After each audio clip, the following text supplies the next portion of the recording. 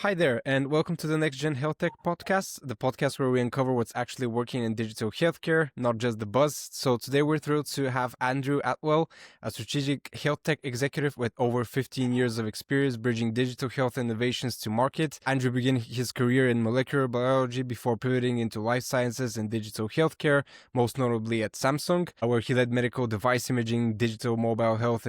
He also worked with Samsung's Global Innovation Center on venture investing and supporting early stage digital health.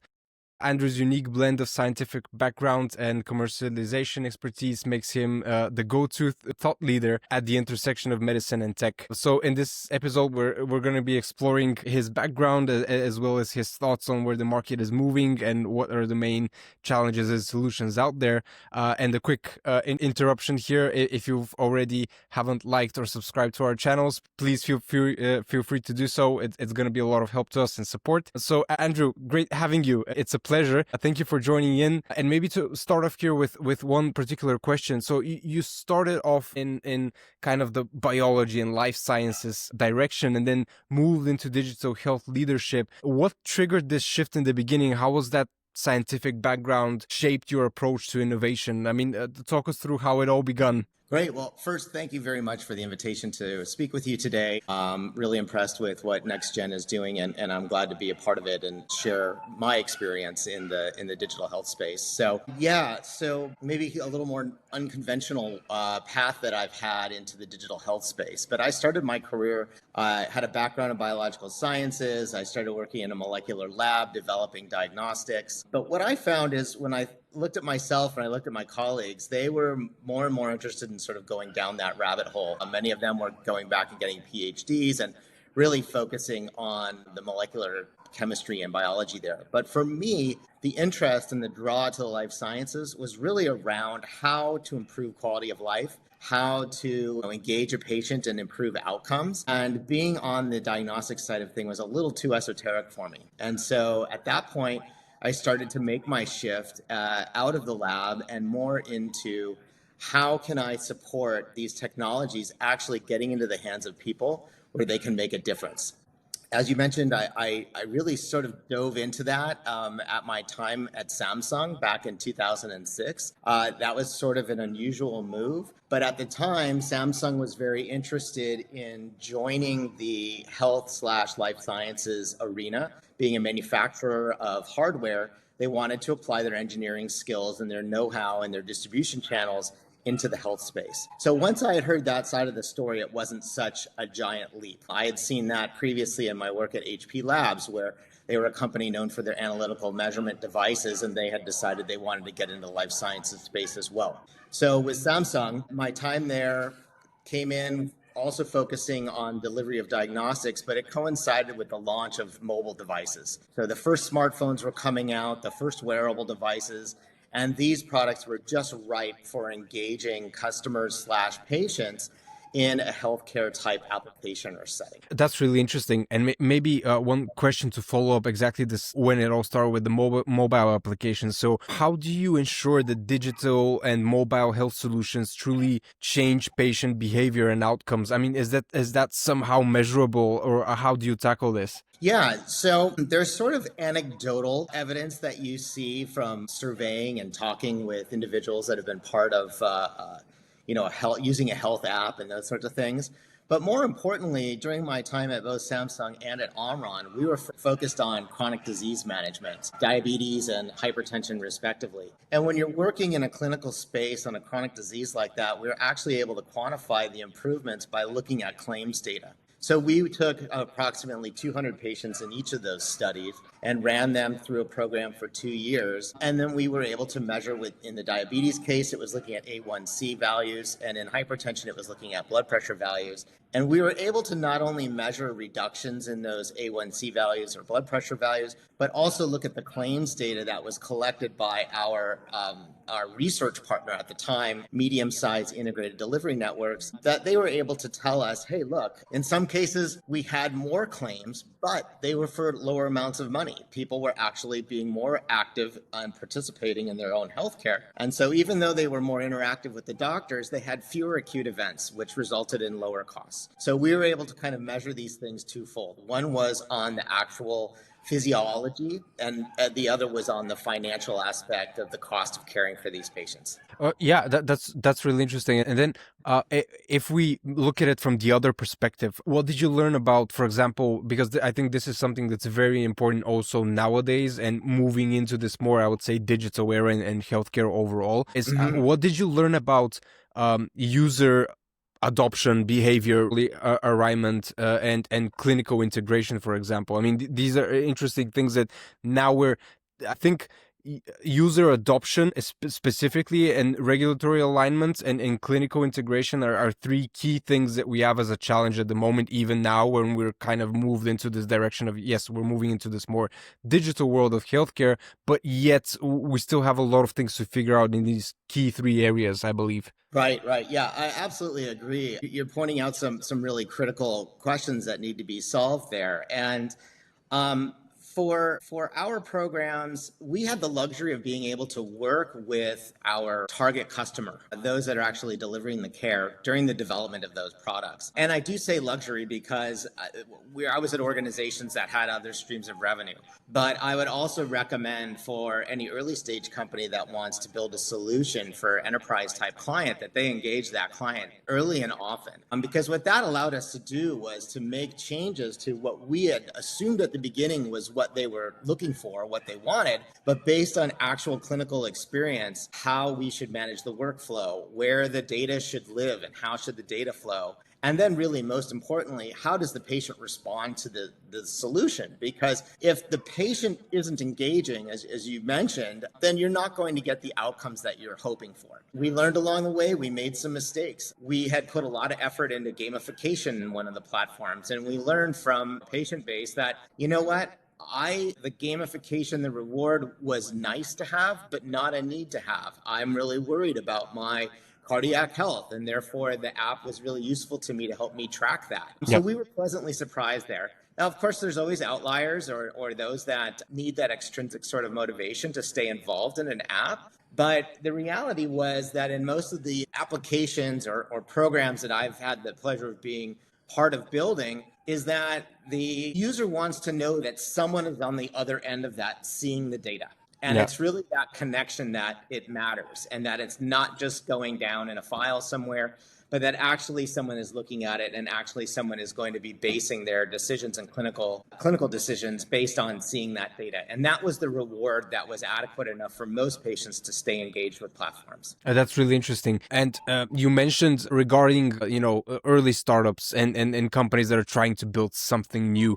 I mean, what were you looking even back then when you looked at investing in these particular digital healthcare startups? What was it particularly that, mentors and even venture capitals were looking forward to in a digital healthcare startup with these, new ideas emerging? I mean, is there a particular niche that's more, I would say, opportunistic, or maybe is it a particular solution to a particular challenge, or is it something that could be adopted on a wider market, for example? What was the go-to back then? That's a really great question, because what motivates different types of investors can be quite different. So I was a corporate venture capitalist. I was putting money to work for Samsung. And while they might seem like large investments of $1 to $2 million into an early stage company, a 10x exit is not going to move the needle for a $350 billion company like Samsung, right? A lot of investors, institutional VCs, are looking for the next unicorn. They want big exits. They want to see large margins. And a lot of that, unfortunately, doesn't really exist in the healthcare space, particularly in the United States. If you're looking beyond just small and large molecules and implantable medical devices and things like that, which do have pretty high price tags, you're going to find that the margins are narrow, that people aren't willing to spend a premium on things like that. And so you really have to get into investing in this space because you see a benefit at another point and the stakeholders you're looking at. So for Samsung, it was about getting more people interested in using the Samsung platforms by offering solutions that helped care for them in a health standpoint, right? Yeah. And so if you could get another 10 million phones sold because there was this native experience for managing your blood pressure, then people were going to be interested in it. People were going to gravitate to that. So the investment case is an interesting one. For the health space, they certainly need to be very data driven. Otherwise, you're not going to see adoption. You're going to want to see improvements in outcomes like I discussed earlier on. And you're going to find a lot of the people that are investing with you in that space are going to be groups like care provider groups or other larger medical device organizations, because they have more to gain from the use of those applications. So it's not necessarily that your return comes in the form of an exit for that company, but it comes in the form of, I can now improve my own business margins and outcomes by using these tools. And so that's an important thing to keep in mind. And then, of course, there are other investors that get into this space because they're motivated by sort of the humanistic aspect of it, or kind of second line investing, where you feel this is a valuable and worthwhile thing to do because you are concerned about people's health and quality of life. Yeah. And one, I think, key thing that we've also had as a discussion with also some other of our guests is, I think for digital healthcare startups nowadays, it's very hard to also attract investors and get funding, because I think if you have a product which is easily scalable into for example, a SaaS product, which you can easily attract a lot of users in there fast, in a, let's say, a telecom or a gaming industry where you have already a lot of hype in that industry, it's quite easier. But I would say that proving that a digital healthcare startup can really drive this kind of an impact to hospitals or end users or particular organizations or any kind of clinical workflows, it's a lot harder, I think, to convince investors, yes, this works and this will work within the next couple of years and we're going to do this and that.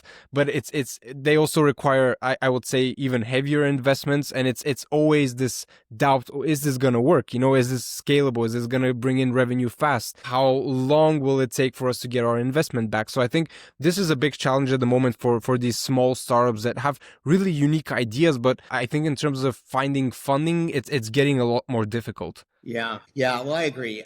There's a lot of reasons why, getting funding right now is difficult, many of them economic. But in general, in the healthcare area, timelines are much longer. And I think you started to touch on that. During my time at Samsung, how there traditionally were a consumer-focused sort of luxury goods or entertainment type devices, they had product life cycles that were 6 to 12 months long, right? It was, release a phone, put a camera in it, then change the colors, then add, all these other features and so on. Those moved really quick. And when you came and said, all right, well, here's an opportunity in the health space, it's going to take us, 9 months to develop it, then it's going to take 6 months to a year of testing and data collection. And then if we need to, then filing for clearance with the FDA, people's heads would just explode, because they were on these timelines where if they didn't show, an improvement or an outcome or attraction in a market in a year, then that idea, that product was dead. So you need to find people that are really dedicated to this space and understand those timelines. You need to understand that many of these businesses, services, or products are adopted not out of an emotional excitement about it, but rather around what kind of data it generates and how it moves the needle in the healthcare space. And so that takes a special kind of investor. I kind of leaned on that. But in addition to that, you find investing is almost like a marriage, right? You have to find companies where the people bringing in the money bring in a value, and they have the same alignment of understanding and expectation of the time it's going to take. Similarly, on the entrepreneur side as well. So digital health had fallen into this kind of weird gray area where it's not necessarily hardcore medical science in the form of like a small molecule, a drug, or even something like a cardiac stent or something where people can clearly understand this is a medical device. And it's also not technology. It's not clearly just a software play. It's not just a SaaS model. And so you needed to go out and find investors that were familiar with both areas or were comfortable with sort of riding that fence there, because you would talk to folks that were deeply entrenched in the past in medical device and pharmaceuticals, and they couldn't quite get it or see the opportunity for the digital health side. And likewise with those on the tech side, the timelines often, didn't make sense to them. They were too long for their patients and so on and so forth. And so what we've seen is sort of a rise in new kinds of investors that started out dabbling in that space and have had some successes and then have become very active in it. But it does represent kind of a new multidisciplinary opportunity where you need people that know the technology and understand the business models that it takes to build a service business. And then you also need the folks that understand sort of the life science, healthcare side of things and how it can actually play a role in. And when you bring those two together, then you can have great success. But the challenge is, as a startup, if you are pre-revenue because you're still generating data to prove that there's value in what you're building and that healthcare organizations are going to benefit from it, that's really tough time to generate venture capital because you don't have any income coming in. So kind of, bridging that divide and getting capital in is probably currently one of the trickier areas of success in the digital health and early stage space. Yeah, and a lot of startups are bootstrapping at the beginning. I mean, right. There's no other way for them, or they're looking into, for example, if you're over here on the European side, a lot of small startups are looking for small type of EU funding programs just to have their neck barely above the water. Yeah. So they can get to that, let's say, MVP or move on to the testing phase of the product. So yeah, this is a very tricky stage, but also, let's say, yes, the investors, they like your idea. They say, yeah, this looks great. I think the next phase is also a quite challenging one, in my opinion. It's the scalable phase. So how scalable is the product? So have you faced this challenge also at Samsung or with the companies that you work with? How is scalability a big challenge for these, companies in the digital healthcare field? Yeah, so I think scalability is less of a technical issue because all the infrastructure is there. If you build a health solution and, there's HIPAA compliant or, European compliant platforms available from all the big players, Azure and from AWS and so on, in order to run those things. But getting scale is going to be more around trust in organizations and finding, particularly in the US, this convoluted payment system is finding out, where reimbursement is going to come from. And so you need to build up traction in an area and then hopefully leverage that to build business in new areas or with new clients. One of the ways that we did that at Armron was when we did our clinical pilot work, we took all that data and we built out models so that we could then take that data and go to that next customer and plug in their actual data points around their patient community, and then be able to extrapolate from that the kind of success that they would see, the benefits that they would expect to see, and sell them in that regard. But it is hard. You hope that you get CMS or NHS or one of these sort of government agencies to see the value and adopt it. And then you hope that because of that private insurers, whether in the US, it's any of the, the big insurance companies or self-pay employers, or whether it's your AXAs or others in Europe that offer supplementary insurance, that they see the value in offering it to the lives that they cover as well. But that's a long process. It helps to be able to model your platform after other successes, if you can draw analogies there and correlations. But, as far as speeding it up, it's a tricky one. And some things achieve more attention than others. And it's hard to predict. And I think that, again, goes into sort of the challenges of developing or being an entrepreneur in the health space. It's a little bit harder to predict and plan for than in some of the other areas. Yeah, and when you mentioned accelerating and speeding things up, the one thing that comes really to mind is AI. I mean, how do you view AI now changing the game of digital healthcare in terms of scaling products? Not just that, but then doing it in a time which we couldn't imagine being possible a few years ago when AI didn't exist yet. So how do you view AI solving a lot of these challenges? Also for particular products where they might use AI technology for specific niche challenge that they're facing. We've had even discussions on this channel, on the podcast, with different people, which mentioned exactly how AI impacts their startup or their work. So how do you view this as a global, solution to many challenges? And also maybe what is the downside? Because I think we don't also talk enough about the downsides of AI, because they are there. Sometimes we kind of neglect them and put them on the side, but it's, I think, an important thing to talk about as well. Absolutely. Yeah. I mean, AI is on the tip of everyone's tongue these days. And I think there's, wildly different applications of it and definitions of it and things like that. When it comes to healthcare, so now, gosh, almost 20 years ago, when I was part of the Continue Alliance and sitting on that board, we were beating the drum to freeing the data.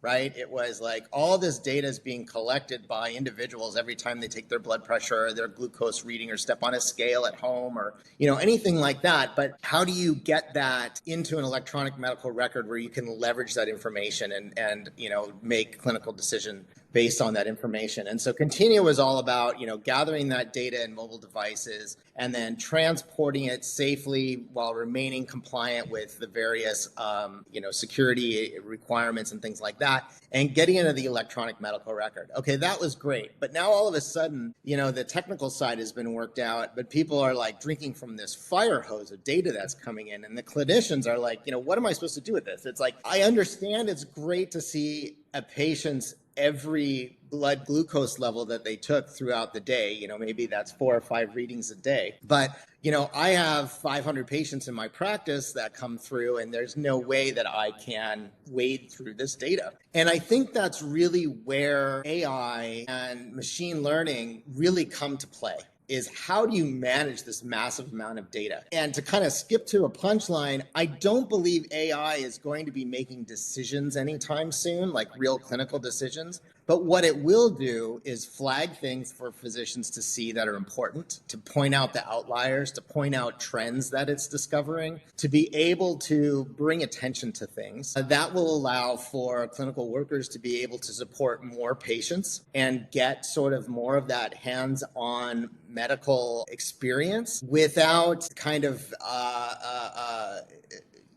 mechanizing all of it. So then the patients that are in need are the ones that get that attention, and it streamlines workflows. The other beauty of machine learning is that you can find patterns that you didn't know existed. But you still need the kind of, the clinicians, the doctors to look at these patterns and determine whether they are real or valuable or not. But, one of the partners that I worked with at Omron, they were in the cardiac rhythm market, and they captured millions of EKGs. And from it, they were able to determine that they could identify other conditions in the body non-invasively by looking at changes in someone's QRS complex. And that's something that wasn't going to be found because you weren't going to have cardiologists poring over literally millions of EKGs looking for subtlety changes. But when you can use AI and powerful computing to be able to tease out those details, there's a tremendous amount of opportunity. So I absolutely see AI being able to do a lot of heavy lifting. I see AI being able to support a lot of discovery in medicine and in health. But I still think we're kind of a long ways off before it can make trusted decisions on its own. But, if you think about, anyone who steps foot into the Mayo Clinic or the Cleveland Clinic or these other centers of excellence in the US because they've got an unusual condition that all other doctors haven't been able to figure out, to have a system that can then scan all the literature that's ever existed and compare it to the symptoms that you are having, and then pull up some interesting things that might not have been thought of before. A lot of that is done at those centers of excellence. But if people had access to that in their regular physician's practice that they walk into the office of, because, AI is continually crunching through all of the publications out there and the new science, that's a game changer for sure. And that's really democratizing, could be for anywhere in the world, access to the latest data, the latest science that's there. And that's where I think AI is going to have the biggest impact more immediately, because it will be able to cover things that, quite frankly, a lot of physicians don't have the time or the expertise to dig through. And from a research standpoint, medical research is done on, very particular areas. And if you find that you're an outlier or have some, condition, you're not going to necessarily find grants supporting that kind of work. Having AI be able to do that, I think, is where the real opportunity will be. Yeah, absolutely. I think that if we can summarize it in a very straightforward way, I think that AI is a really good toolkit for physicians, doctors, hospitals. I mean, it's a supportive tool which can help them do their job better, faster, Yes. save more time. I mean, one example is, for example, electronic health records. This is a big game changer on a global scale, because even when I was a kid, I remember going to the doctor, him doing some kind of a procedure, and then I see him maybe for 20 or 30 minutes just writing the procedure down on a piece of paper, storing it somewhere in a desk.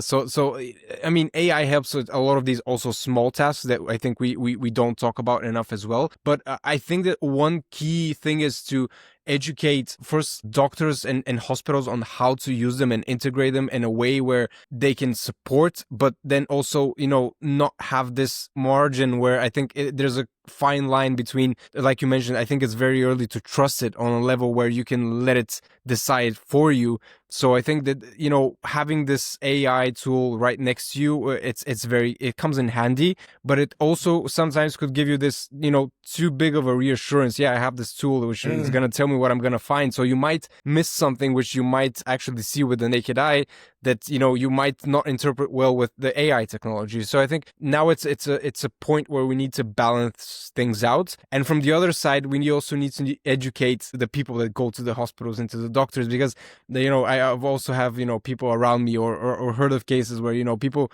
take for example a CT scan or whatever, an X-ray of their chest, and they plug it into ChatGPT and they go to the doctor directly with a diagnosis, which is kind of silly. But yeah, there needs to be some kind of a balance and alignment in using this technology with what we've already built as a foundation for healthcare without AI, but without having it beforehand. So I think it's a fine balance that we need to look for and strive for. Yeah, Right? I absolutely agree. I'm married to a clinical nurse, and she's always been my litmus test of whether a new technology or a new solution is going to fit into a workflow, or whether it's not going to offer anything. So, she also is able to tell me about the pain points that she has experienced working in hospitals and things. And there's a lot of redundancy, and there's a lot of errors that occur when you're entering a medication, dosing into the ER and into the Pyxis system and into, another record of some kind. And, transpositions occur and errors occur.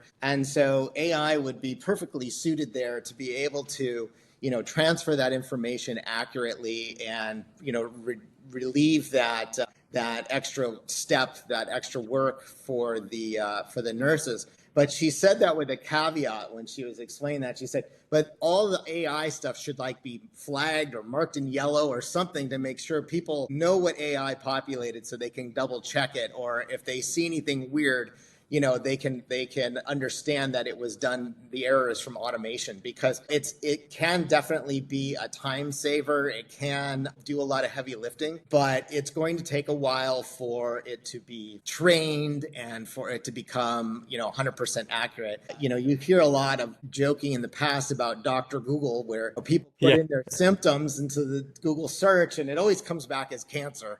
Right. So, some of those things aren't fixed yet, and AI still has some of those challenges, but there's certainly more work being done in this area than there ever has in the past. And the AI agents have gotten better. And so it's moving in the right direction, but there'll also always be caution. That's the point of regulatory agencies. Things never come as quickly as many would want, but I think historically we've seen lots of really good medicine come to market. It takes time, but it does make it, and you do see benefits and improvements from it. Absolutely, yes. And maybe here as a closing remark, what would you put out there as a message with your expertise? And I mean, you have a lot of background behind you with the projects that you've worked on. I think this will be highly valuable for viewers and listeners. So for entrepreneurs who are entering consumer facing digital health, what common pitfalls should they avoid, especially when bridging technology and patient care? What would you give them as an advice, entering this world and building a technology?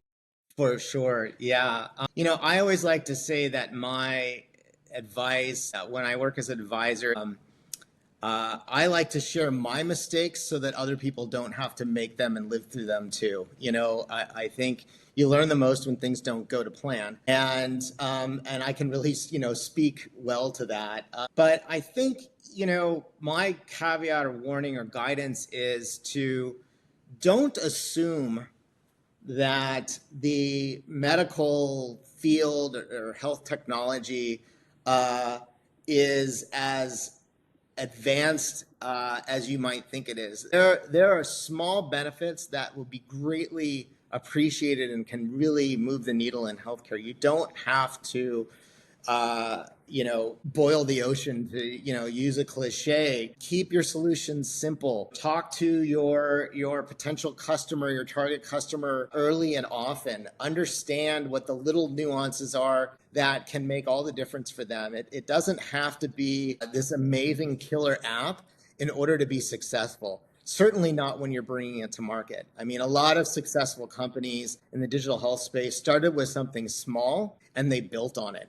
And this will help you kind of threefold. It will allow you to kind of get to your proof points quicker. It will allow you to build something with a lower amount of resources required. And it will also play well into the funding game of trying to find venture people to back you, because they want to see something that has a clear path to commercialization. Sure, it's great to be able to dream like these amazing future, capabilities and options and things. But the reality is, if you're going to build something successfully, find one thing that you do best and do it better than anybody else. And be satisfied with that and bring that to market and then build on top of that. Because if you just try and focus on the killer app, not only is it going to be very difficult to build, it's going to be expensive to build, and it becomes harder to tell your story to your customer in the clinical world also. So if it's a simple step that addresses a pain point and you've put your focus then on building a clean interface, one that's really appealing to the patient so they stay engaged,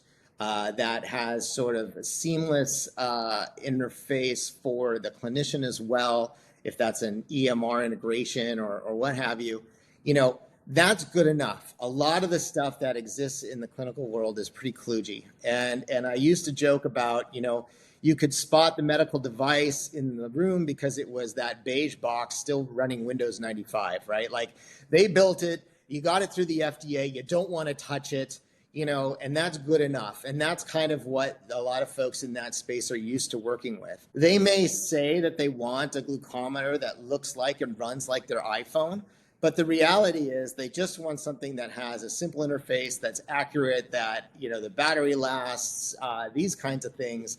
The other stuff becomes nice to have, but not need to have. And so it's about keeping that sort of laser focus on what you're building and then being the very best at it. Absolutely. I think you put it really well at the end. I think simplicity is something that nowadays is overlooked, because the beauty is exactly there in the middle. It's right where simplicity stands. I mean, if we think about all the great products that have ever been built, or, innovations, it all started very simple with a basic idea, and then it just built on from there. Whereas now we have a lot of these things, where we try to figure out everything before we even started. I think this is also a big problem for us with the younger generation now, and the generations before that they're upcoming now, is that we want everything to be figured out before even starting an idea and working on it. Yeah. We need to know all the details. So I think it matters more figuring out something, like you mentioned, simple, but something that works, building on it with consistency and hard work, and eventually building from there. I think that's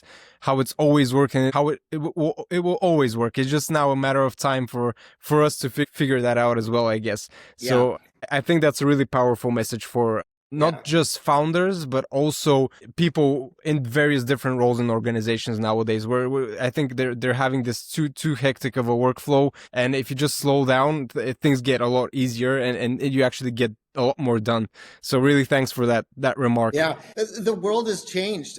25 years ago, when I was early in my career and I was working at HP Labs, this was a R&D think tank, and only 1 in 11 ideas there ever became a product, and they were perfectly happy just generating intellectual property and sitting on it and thinking that there'd be value someday in the future. You can't do that anymore. You really got to be focused on something. You got to build it and bring it to market. Otherwise, you're just building solutions and then looking for problems. Yeah. And it just isn't feasible. Absolutely. That even pinpoints it even better, I think. So, Andrew, thank you for joining in. It was a pleasure. Hopefully we can do another episode in the near future and talk about something different in digital healthcare. It's going to be a pleasure to have you here again. Thanks for taking the time, and it's been a pleasure to having this episode with you. And yeah, thanks again for joining. It was a...